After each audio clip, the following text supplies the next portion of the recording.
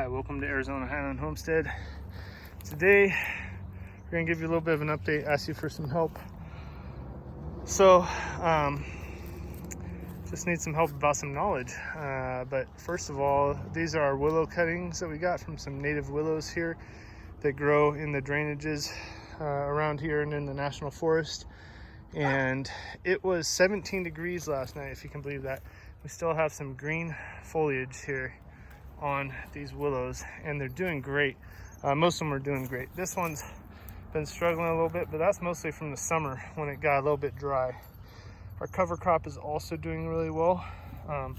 This is probably some triticale right here, but 17 degrees last night. We've been having freezing temperatures as well. I'll show you our fruit trees here in just a second. Don't mind our dogs in the background.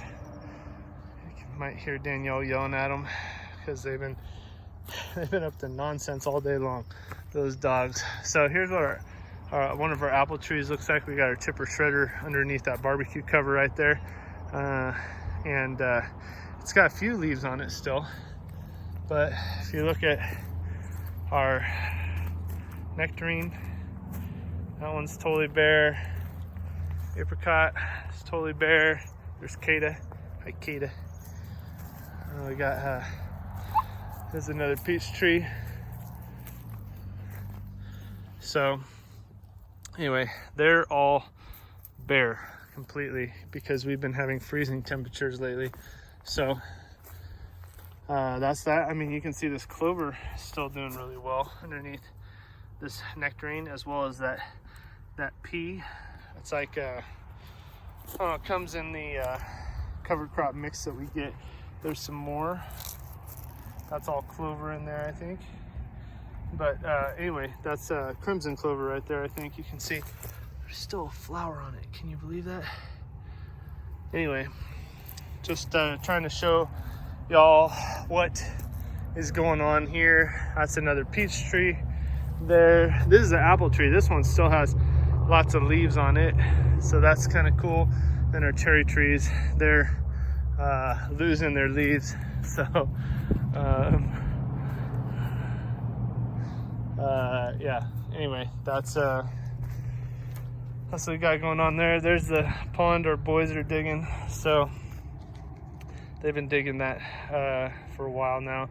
That's probably like 4 feet deep, I'd say now, right in there. So that's been cool. We got some chickens out and about here. Our chicken run and chicken coop, go check out those videos if you haven't seen those yet. But I've got a question for you guys. Maybe you can direct me. More cover crop, still green, even after 17 degrees.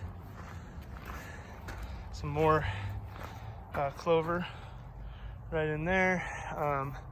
We got some other herbs in there. Right there is, that's lavender. That's rosemary right there. We got some mint. Mint was supposed to be helpful to keep mice away, but didn't really work. You can see our grapes. Check this out. So you can see just how hard hit they've all been from the frost and the good freeze we got last night. It really froze last night at 17 degrees. But anyway, still have some stuff that's going green in the garden here. So that's been cool. You can see our blackberry bushes are getting pretty chilly. We got cilantro.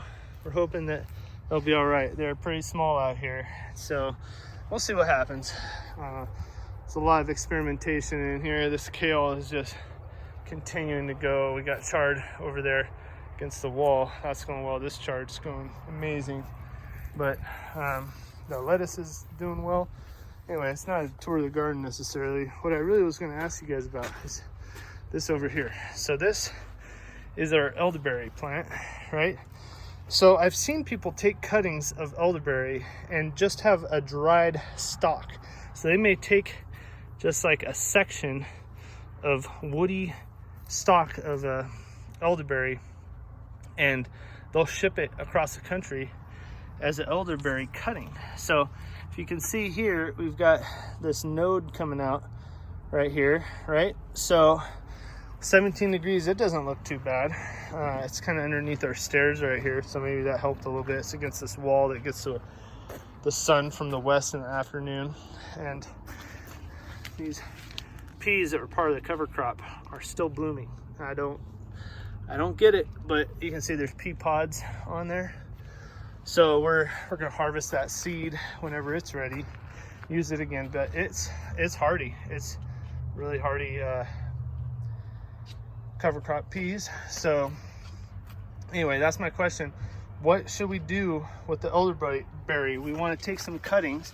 So you can see it's been cut over here at one time, but I don't know if I need to get a whole section, like a couple of nodes, and then let it harden off. And then once it's dried off a little bit, I know some plants are like that and they need to be hardened off a little bit before you put them in the ground. And then should I put them in the ground? Should I put them in like a mason jar full of water, or what should I do? If you guys have any videos on how to propagate elderberry, that is what I'm really looking for. I'd love to support our community, or if there's anybody that you know that I could support, that would be great. But I figured I'd just throw up a video real quick and ask you guys what you think about our elderberry and how to propagate it, and then just show you some of our cover crop, and hopefully that's somewhat encouraging to you guys. I don't know what the low will be tonight, but maybe I'll document some of this and just make sure that we've got it documented for our own purpose in the future to look back on. We do that from time to time to see how things looked before. We have butterfly bush hot lips and another butterfly bush over here.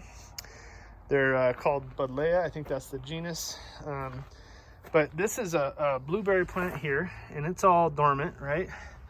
But then this one here is all leafed out still, and it's got new leaves coming out. I don't know if it's a different variety that does better in the cold weather or what. Maybe this cover crop is insulating it a little bit more than that one.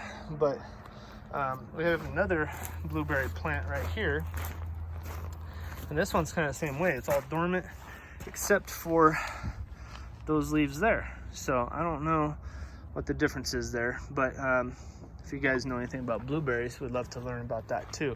Obviously our raspberries and blackberries are going dormant very quickly, and some more than others. But anyway, just wanted to see what y'all think. These sunflowers all came up, which is really kind of weird. I don't know what will happen with them, but they came up after we mulched this area, and then it got rain. They came up, but they don't look so hot. You can see right here, look at that thing. I think it's just toast after last night. 17 degrees. Yeah, sunflowers probably aren't gonna make it, but whatever, we just let them go. We didn't chop them down, but we might chop them and throw them into the compost before they just become crispy and useless for compost. Anyway, that's all for today.